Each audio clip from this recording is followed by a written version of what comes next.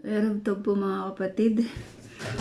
Ah, let's continue our lesson. Verse 17, sabi dito, ang mga Israelita ay tinawag ni Samuel sa isang banal na pagpupulong sa Mispa. So, makikita po natin na unang-una sa lahat, supposed to be, ay, di ba yung mga pagtitipon, yung mga crownings, yung mga ganon, yung pakikipag usap, di ba sa Diyos, at maging yung yung nakita po natin, di ba na yung grupo po ng mga prophets ay supposed to be there is a place na pupuntahan po nila, diba? Kung saan po sila mag-gather, kung saan sila mag-worship, diba, sa Panginoon. And what is that place? It is supposed to be in Bethel, no?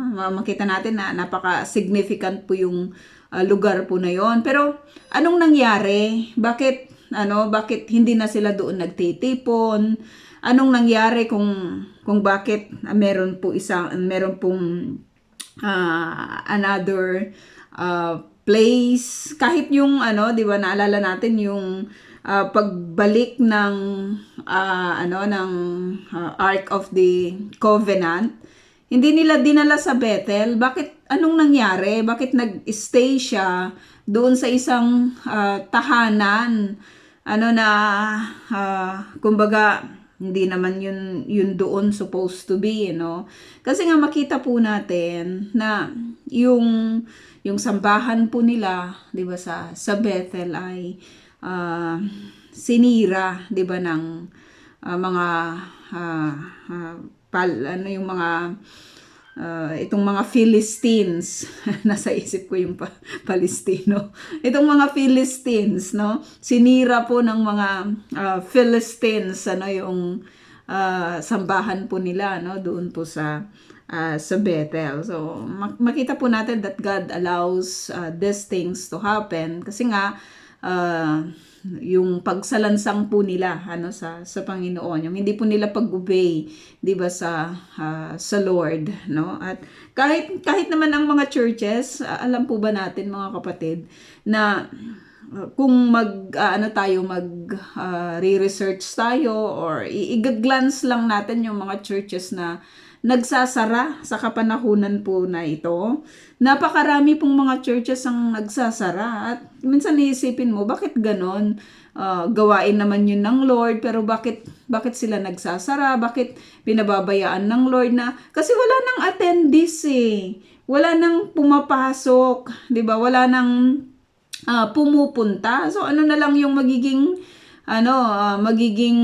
kumbaga, nag-iisa na yung pastor kung may asawa siya, yung asawa niya, mostly, di ba, ay kahit mga anak po ng mga pastor, hindi na po sila nagmamahal, di ba, sa mga spiritual things, Katulad po nitong si Saul, nakita natin na okay siya, good looking siya, maayos yung kalagayan niya, sikat siya, 'di ba, sa lugar na 'yon bilang anak ng kanyang tatay na may sinasabi po sa buhay, pero walang concern sa spiritual things, At makita natin na kapag ganun po, kahit naman yung iglesia ang kinabibilangan natin, kapag hindi po tayo naging faithful, 'di ba, sa Panginoon, at kapag hindi po tayo naging masunurin, 'di ba, sa Panginoon, isasara po niya 'yan.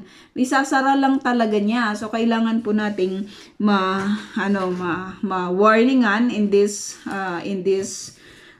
things, na kahit ngayong sambahan nila sa Bethel ay talagang inalaw ng Lord na magkaroon po ng distractions sapagkat dahil po yun sa kanilang pagsalansang sa Panginoon. Sinabi niya, ito ang ipinapasabi ni Yahweh, inilabas ko kayo sa Ehipto, iniligtas ko kayo sa mga Ehipsyo at sa mga kahariang nagpapahirap sa inyo. So makikita natin paulit-ulit po ito na inire-remind po sa kanila na yung freedom na kanila pong natatamasa sa kapanahunan po na ito ay hindi dahil sa kanilang lakas, hindi dahil sa hindi dahil sa marunong po silang makipaglaban, 'di ba? Kundi dahil po kay Yahweh. Si Yahweh po yung naglabas, siya yung nag-initiate, siya yung talagang maniobra, 'di ba, sa kanila pong paglabas sa Egypt. At alam po natin yung kwento nila, at sa ngayon ay uulitin po ulit ni Samuel sa kanila. Ngunit itinakwil ninyo ako, ang Diyos na humango sa inyo sa kahirapan at nagligtas sa inyo sa maraming kagipitan. So before we put our fingers, 'di ba, sa mga Israelita, kasi matigas yung ulo nyo, kasi ganito, tinatakwil ninyo yung Lord, 'di ba? Siya yung nagbigay sa inyo ng land, siya yung nagbigay sa inyo ng kaginhawaan, 'di ba, sa buhay. Pero 'di ba mga kapatid, kadalasan ganyan din ang ginagawa ng tao maging sa kapanahunan po ngayon. No, pansinin mo yung medyo umalwan lang yung trabaho, umalwan lang yung buhay, 'di ba? Mas inuna na at minahal yung mga bagay-bagay kaysa doon sa nagbigay, 'di ba? Na walang iba kundi ang Diyos. Ganyan yung nangyari sa kanila, no? Sa mga Israelita. Sabi dito, itinakwil ninyo ako nang humingi kayo ng haring mahala sa inyo. Kasi meron silang naglilid 'di ba? Ang Lord po yung naglilid sa kanila. Ang Lord yung nagda-direct doon po sa kanilang mga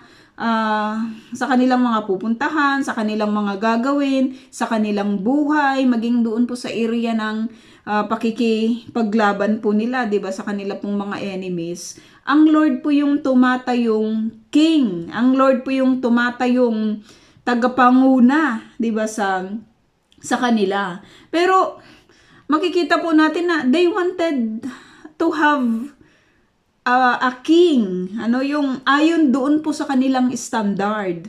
Kasi medyo hirap sila sa pagsunod po sa Panginoon. Ito po yung kaibahan ng Diyos na tinitignan po natin at ng Diyos na tinanggap po natin. Ang Diyos na pinaglilingkuran po natin. Ang mga tao ay subject doon po sa kanyang authority. Unlike doon po sa mga Diyos-Diyosan, yung Diyos-Diyosan, 'di ba? Siya po yung nagpapa-under or nagpapa-subject doon po sa kung sino po yung may hawak sa kanya. Kaya nga dinadamitan siya, 'di ba? Kaya nga kini-carry siya, 'di ba? Kaya nga inaalayan siya kasi hindi niya kayang ibigay 'yon. Hindi niya kayang maglakad, 'di ba? Hindi niya kayang mag-provide, 'di ba, ng mga pagkain niya, 'di ba? Wala siyang capability, no, yung mga Diyos-Diyosan. Unlike dito po kay Yahweh, siya po yung giver. Siya yung nagbibigay. Kaya hindi lang talaga kawalan ang maglingkod po sa Lord na ito. Hindi niya kailangan yung kung anong meron ang tao. Kasi sa totoo lang, siya yung may-ari ng lahat at siya yung nagbibigay sa tao. Siya yung nagbibigay ng hangin. 'Di ba? Siya yung nagbibigay ng sunlight. Siya yung nagbibigay ng pagkain, 'di ba, ng tao. Hindi naman kayang i-produce yun ng tao Actually, nakakapag-produce nga yung tao sa pamamagitan po ng mga plastics, 'di ba? Nakikita po natin sa internet kung paano po sila gumawa ng plastic na bigas, ng mga plastic na itlog, 'di ba? At kung ano-ano pa yung kanila pong mga ginagawa. Pero ang kaibahan po nun kaysa doon po sa original, yung mga gawa ng tao, mga kapatid, it is very harmful, 'di ba, sa katawan din ng tao. Unlike po sa Lord na talagang inukit niya yung lahat ng bagay, create niya yung lahat ng bagay para sa kaginhawaan ng tao. Especially doon po sa mga susunod, 'di ba, at sumusunod sa kanya. Pero itinakwil nila, ayaw nila. No, ayaw nila. Minsan ganyan din po kahit sa kapanahunan po ngayon, ayaw nilang maglingkod sa Panginoon kasi parang nasisist yung kanilang yung sinasabi po nilang freedom. Kasi kapag maglingkod ka sa Lord, magpapasubject ka talaga sa kanyang authority. no? Magpapasubject ka sa kanyang authority. Kaya nga tinanong po natin kagabi, is God your king? No? Is God your king? Kasi kung siya yung king ng buhay ng isang tao, lahat ng naisin ng king na ito, hindi ka pwedeng sumuway. No, maiintindihan nila ito, no? Doon po sa mga, kahit naman sa kapanahunan na ito, may mga king pa, 'di ba, na nandidiyan yung king ng Jordan, 'di ba, yung mga nasa Saudi, 'di ba, yung mga Saudi's family. Makikita po natin na subukan mong mag-disobey sa kanilang mga command, hindi mapapabuti lang talaga yung mga disobedient, no? Hindi sila mapapabuti kapag sila po ay nag-disobey sa human king nila. Pero ito po yung lagi po nating sinasabi, nakakalungkot po na ang tao napaka mapangahas lang talaga niya, na kaya niyang sabihin sa Panginoon, ayaw kitang sundin, ayaw kitang paglingkuran, I don't like to do what you want. Diba? Grabe yun isang creation yun ng isang makapangyarihan na God, pero ganun po yung response, diba? Kadalasan ng mga mapagmataas na mga tao, no? Kaya tignan natin how God deals with this. Sabi dito, humingi kayo ng haring mamamahala sa inyo kasi hindi ako sapat. Is God enough, mga kapatid, sa buhay po natin? Is he enough? Kasi kung enough siya, hindi ka na maghahanap ng ibang kaligayahan eh. 'Di ba? Hindi ka na maghahanap ng ibang, kasi boring, sister eh. Ang boring lang talaga eh. Hindi ka na mabobored, 'di ba? Sapagkat napakarami po ang ng nais ng Diyos na gawin. 'Di ba? Nagawin ng kahit sino man. Magbasa ka lang sa scriptures, ang dami niyang command eh. Magbasa ka lang, talagang makikita mo kung gaano niya dinedemonstrate, 'di ba, yung kanyang pag-ibig. And learning, mga kapatid, and reading is also kung sasabihin natin, trabaho yan eh. Desisyonan mong magtrabaho. Napakahirap kayang magbasa. Napakahirap kayang mag-hear. 'Di ba? Talagang pwede kang mag-hear, pwede kang makinig, pero mahirap yung makinig na ninanamnam mo yung pinapakinggan mo. Kailangan lang talaga yung attention doon, no? Ibibigay mo lang talaga yung attention mo doon. Ako, pwede akong gumawa ng, pwede akong manood, pwede akong kumain, 'di ba? Pwede akong magsulat and everything. Pero hindi mo mapuput lang talaga yung 100% na focused mo doon po sa isang bagay kapag marami kang masyadong ginagawa, no? Kailangan ng focus, no? Kailangan lang talaga ng focus. Bakit itong mga Israelita, marami na silang marami na silang mga iniisip, marami na silang mga ginagawa, at nakaligtaan na po nila na i-direct yung focus po nila sa Panginoon. Kaya sila nagtingin-tingin sila sa paligid nila at nakita nila na may hari, 'di ba, sa mga nations na nakapaligid sa kanila. Gusto rin nila 'yon, no? Hindi enough si God bilang kanilang panguna, no? At inuulit ko, mga kapatid, bago natin sabihin sa mga Israelita na kasi ganyan kayo, ganyan din ang tao sa kapanahunan po ngayon. Naghahanap siya ng ibang mga bagay at hindi niya hinahanap ng mabuti ang Diyos. It's the same humanity, na ayaw po sa Panginoon. At napakapalad po ng bawat isa po sa atin kapag magdedesisyon lang talaga tayo na sa Lord tayo titingin. Nasa Lord yung focus natin, nasa Lord yung pagmamahal natin, nasa Lord yung priority natin, na si Lord yung buhay natin. It is our life, di ba?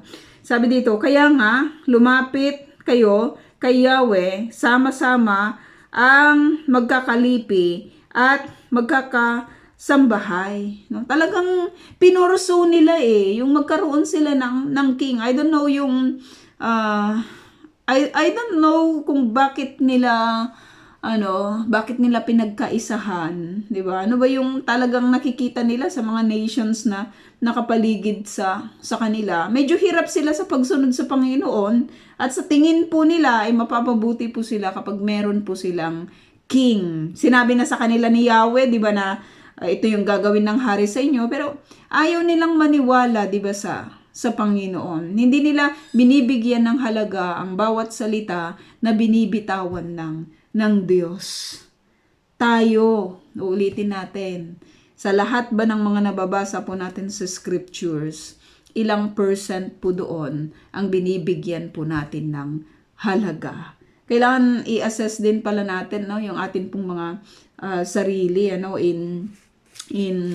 in having, 'di ba, in hearing yung mga ganito pong mga salita, 'di ba, ng Lord. Tinitake po ba natin or tinitake po natin for granted, no? Ganun yung nangyari po sa mga Israelita. Tinitake for granted po nila yung mga binabanggit sa kanila, no? Sabi dito, nang matipon ni Samuel ang buong Israel sa harap ng altar ni Yahweh, nagpalabunutan sila at nakuha ang lipi ni Benjamin. Nakuha ang lipi ni Benjamin. So bakit ganito yung gagawin? Di ba, nakita natin na inanoint na itong si Saul, na maging hari. So kumbaga makikita po natin dito talaga na yung pagpili po ng Panginoon dito po kay Samuel, kahit doon po sa palabunutan, control niya yon. Control kung sino yung mabubunot. Nakakatuwa lang talaga ang Lord, no? Na kahit sa dami-dami po ng mga Israelita po na nagkatipon sa lugar po na yon, mabubunot po, 'di ba, yung isang pangalan na makikita lang natin na talagang nagko-connect, 'di ba, yung lahat ng mga ginagawa ng Lord, no? Sabi dito, at nakuha nga yung lipi po ni Benjamin. Unang-una sa lahat, binanggit ko po kagabi na, 'di ba, yung kung sila ay maingat lang sa pag-alala sa mga binabanggit po ng Diyos sa kanila or sa mga salita po ng Panginoon, especially doon po sa mga previous na pag-aralan na po natin. Dapat na ito dapat alarm na ito, 'di ba, sa kanila na yung mabubunot na hari hindi siya manggagaling sa lipi ni Benjamin. Saan ba dapat manggaling ang hari, no? Binanggit po natin kagabi na dapat manggaling ito sa lipi po ni Judah. Yun po yung will, 'di ba, ng God. Yun po yung talagang pattern ng Diyos sa kanila. Ipinagpauna na po ito sa kanila ng God. Kahit doon po sa time na nagbigay ng blessing itong si Jacob sa kanya pong mga anak, yung lipi po ni Judah, mga kapatid, ang binabanggit, 'di ba, doon na magkakaroon ng mga descendants, no? Magkakaroon ng hari, 'di ba, dito sa kanyang, yun po yung nais, 'di ba, ng God. Pero dito Benjamin, no? Wala man lang tumayo doon. Bakit sa lipi ni Benjamin? Kailangan nating manalangin kay Yahweh. Bakit yung lipi ni Benjamin yung nabunot, no? Pero wala pong ganon. Nangyari? Sabi dito, makikita lang natin yung ignorance nila or yung ayaw nilang pagsunod sa mga salita po ng Panginoon, no? At kung sabihin mo naman, kasi ignorant sila, hindi nila alam. Bakit hindi nila alam? 'Di ba? Bakit katulad nitong si Saul, bakit hindi niya kilala? Bakit hindi niya alam? Ito po ba ay failure ni Samuel or failure ni Saul mismo sapagkat hindi niya inalam kung sino yung prophet, 'di ba, ng God? Minsan sinisisi natin yung mga pastors natin, 'di ba? Minsan sinisisi natin yung mga leaders natin, 'di ba? Doon po sa mga minsan hindi mga magagandang nangyayari, 'di ba? Sa mga decisions natin, kasi hindi ako sinabihan, kasi hindi itinuro, 'di ba? May mga ganong instances, ano? Pero sinabi nga po natin, 'di ba mga kapatid, na hindi ibig sabihin na spiritual yung mentor mo, magiging spiritual din kung sino po yung mga mini-mentoran. It is still their decision to follow, 'di ba, the Lord. Kasi kahit anong gawin nating pagtuturo dito, kung talagang ayaw ninyong sumunod sa Panginoon, 'di ba? Wala tayong magagawa. No, kumbaga parang napakarami mo nang sinayang na mga laway, 'di ba, sa pagtuturo. Pero kung ayaw talaga ninyong tanggapin ang Panginoon, hindi talaga ninyo idedesisyonan na si God yung magiging king, 'di ba, ng buhay po ninyo, wala po tayong magagawa. No, wala lang talagang magagawa kahit ipanalangin ka pa ng minuto at oras-oras. 'Di ba, kung hindi magdedesisyon yung isang tao na sumunod po sa Panginoon at tanggapin ang offer po ng Lord, hindi po niya mararanasan, 'di ba, yung pagtanggap sa Panginoon. It is a decision. Decision lang talaga, no, ang maglingkod sa Panginoon. So nabunot po yung lipin itong si Benjamin, no. Dapat ito wrong na, sapagkat hindi naman sa lipin ni Benjamin manggagaling yung king, no. Pagkatapos itong desire ng mga tao ng isang king, i-raise po ng Lord yung tunay na kanya pong pinili sa katauhan po nitong si David, no, si David. Sabi dito, pinalapit naman niya ang mga angkan sa lipin ni Benjamin at nabunot ang pamilya ni Matri. Sa kahuli-hulian, pinalapit niya ang lahat ng anak ni Matri at ang nabunot ay si Saul na anak ni Kish. Ngunit wala roon si Saul dahil dito, tingnan mo, wala roon si Saul. Kalain mo yun? May pagtitipon yun, may pagtitipon. Tinawag ni Samuel ang mga Israelita sa banal na pagpupulong sa Mispa. Sabi dito sa verse 17, tinawag niya yung lahat ng mga Israelita. Pero makikita po natin dito na sinabi, no, na wala itong si Saul. Nasaan siya? Tingnan natin. Dahil dito, itinanong nila kay Yahweh, pupunta pa kaya siya rito? Pupunta pa kaya siya rito? Wala lang talaga siyang pagpapahalaga, no? Nakita natin na ginamit na siya ng Lord, linukuban na siya, 'di ba, ng espiritu po ng Panginoon. Maraming ganyan pagdating sa sa altar call. Talagang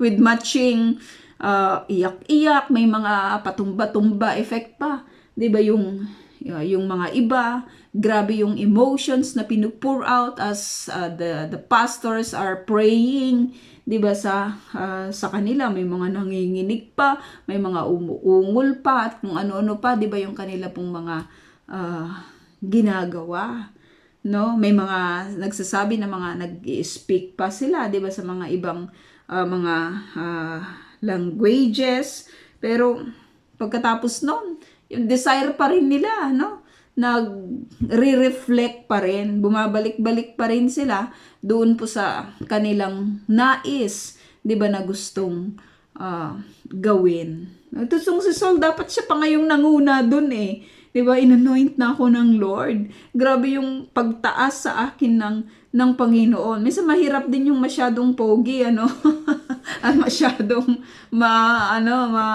magandang napakaganda ng kanyang tindig, 'di ba? Kumbaga parang sikat siya, no, dahil sa kagandahan, 'di ba, ng kanyang physical, 'di ba, na appearance, no. Minsan pag may mga ganun, no, pa importante, no, tignan natin itong si Saul, no. Sabi dito, sumagot si Yahweh, naroon siya sa bunton ng mga daladalahan at nagtatago. Naroon siya, nagtatago, no? Hindi mo lang talaga maintindihan itong kanyang character, ano, itong si Saul. Obedient siya sa kanyang father. Makikita natin yan as we go on, kahit siya nung maging hari na mas priority niya kung ano yung sinasabi, 'di ba, ng tao, no, sa kanya kaysa sa Lord. Meron din siyang pagka slight na humble, 'di ba? May humbleness, meron din po siya. At pero mai-reveal yan kapag nabigyan na po siya ng power. Inuulit natin, marami pong nasisira ang buhay ng dahil po sa kapangyarihan. Maraming nalulunod ng dahil po sa kapangyarihan. No? Hindi lang sa sa mga mananampalataya, kundi kahit saan, no? Kahit sa politics, basta yung may kapangyarihan, no?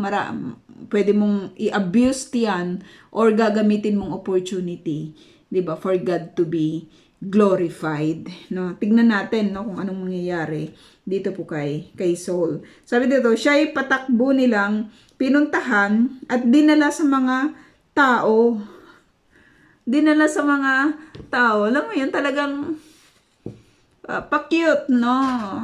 I don't know the term, pero inanoint ka na eh, 'di ba, as king. Bakit kailangan mo pang magtago, ano? Siguro sabihin natin, siguro may fear siya, 'di ba, para sa gawain na 'yon. Anong kinakatakot nitong si Saul? No, binanggit na sa kanya ni Samuel na sasamahan ka ni Yahweh. Nandito lang ako, 'di ba, sa tabi mo. Inoffer pa nitong si Samuel, 'di ba, yung kanyang sarili upang tulungan siya. Pero sabi ko nga ulit, mga kapatid, yung mga tao na walang concern lang talaga sa Panginoon, hindi nila mauunawaan, 'di ba, yung ganda ng offer ng Diyos sa kanila, no? Hindi nila ma-comprehend, 'di ba, kung ano po yung isip ng Lord, no? So nandun si Saul, nagtatago nga lang, nagtatago siya. At tingnan natin, siya'y patakbo nilang pinuntahan at dinala sa mga tao nang mapagitna na siya sa karamihan. Si Saul ang pinaka matangkad. Bakit kailangan pang sabihin ng scripture? 'Di ba, ito sa atin, maging yung kanyang physical appearance, maayos yung kanyang yung kanyang itsura, at siya pa yung pinaka matangkad. Perfect na perfect doon po sa desire ng mga tao na gawing hari. Kasi kakaiba siya eh. Maayos yung kanyang itsura, tapos siya pa yung pinakamatangkad, 'di ba, sa lahat. Yun yung gusto nila eh. Yun yung gusto, 'di ba, ng mga tao. So binigay sa kanila ng God yung perfect na desire nila. No, kung maliit yung hari, pipintasan lang nila. No, kung hindi okay yung itsura, 'di ba? Madidisappoint sila. No, madidisappoint sila. So kumbaga parang ibinigay la siguro, alam natin kapag okay. Minsan nga yung mga king, 'di ba? Parang si Queen Elizabeth, 'di ba, yung mga ganun, parang ang ganda-ganda niya, 'di ba, tapos yung mga king sa mga nakaraan, 'di ba, yung family. Kasi kahit yung pagpili po nila, 'di ba, ng kanila pong mga mapapangasawa, pipili, may standard sila, 'di ba, ng pinipili. Hindi sila pumipili ng mga may defect, 'di ba, o kaya ng mga pangit, kasi magiging kapulaan po ito, 'di ba, sa royal family. Ito talaga binigay sa kanila ng God, yung perfect na itsura ng king na ito. At uulitin natin, mga kapatid, ang requirement kasi ng God supposed to be ay committed, at saka yung may concern siya, 'di ba, sa mga spiritual things. perfect itong si David, ano? Si David soon to be king, 'di ba? After dito po kay Saul. Kasi si Saul bagsak siya sa lahat eh. 'Di ba? Bagsak lang talaga siya, no? Unang-una, hindi siya sa tribe ni Judah. Pangalawa, dito pagdating sa spiritual things, wala siya. No, wala siya. Pero siya yung gusto, 'di ba, ng mga tao, no. Si Saul, sabi nitong pinakamatangkad. Sinabi ni Samuel sa mga tao, ito ang pinili ni Yahweh, wala siyang katulad sa buong bayan. No, yan yung desire ninyo. So ito yung pinaka the best na nakita ni Yahweh na ibibigay, 'di ba, sa inyo. You desired for it. No? So ngayon parang sabi niya, magsaya kayo, ito na yung inyong hari, no? Gwapo, matangkad, may kaya, 'di ba, sa buhay. Perfect na perfect ano para sa kanila. Sabay-sabay silang sumigaw, sabi dito, mabuhay ang hari. Mabuhay ang hari. Talagang naano sila, no, na natuwa sila, no, sa kanila pong nakita, no. Pero sabi dito 25, inisa-isa ni Samuel sa mga taong bayan ang mga karapatan at pananagutan ng isang hari. Pagkatapos, isinulat niya ang mga ito at inilagay sa harap ng altar ni Yahweh. Pagkatapos, pinauwi na niya ang mga Israelita. Itong mga sinulat po na ito ni Samuel, ano na, mga karapatan at pananagutan ng isang hari. Ginawa ba lahat ito ni Saul? No? It will reveal later on, 'di ba, kung siya po ba ay sumunod, no, sa panuntunan ano ng Diyos. Pati si Saul ay umuwi na sa Gibeah kasama ang ilang matatapang na Israelita, mga lalaking ang puso'y hinipo ng Diyos. Ngunit may ilang tao roon na pakutyang nagtanong, paano tayo maililigtas niyan? Nilait nila si Saul. No? Tignan mo, may okay na nga, perfect na nga yung binigay sa kanila ng God. Pero hindi pa rin sila kontento. Sa anong sabi nila? Nilait nila si Saul at hindi sila nagbigay ng handog sa kanya, no? Ngunit tumahimik lamang si Saul. Wala pa siyang napapatunayan eh. 'Di ba? Wala. Kumbaga, sa isang nagsisimula, automatic naman 'yun, no, na hindi ka naman talaga magugustuhan, 'di ba, ng lahat, no? Pero ang makikita po natin dito na lesson ano sa buhay po ni Saul, na gusto niyang i-please, 'di ba, yung lahat ng mga tao. Mas okay sa kanya na i-please yung mga tao kahit hindi na niya ma-please, 'di ba, yung Panginoon, no? Pero kung ganon, if you will live in people's praises, you will die in their criticism. You will die in their criticism, no? Kapag yun po yung priority mo, 'di ba, na i-please yung lahat ng mga tao. At makikita po natin sa mga susunod po nating pag-aaralan kung ano po yung gagawin ni Saul, ano, sa mga tao na ayaw, 'di ba, sa kanya. So yun po mga kapatid yung ating lesson. At kung may naihanda po si Sister May Grace na question, ay i-type mo na lang po. Erev Tov.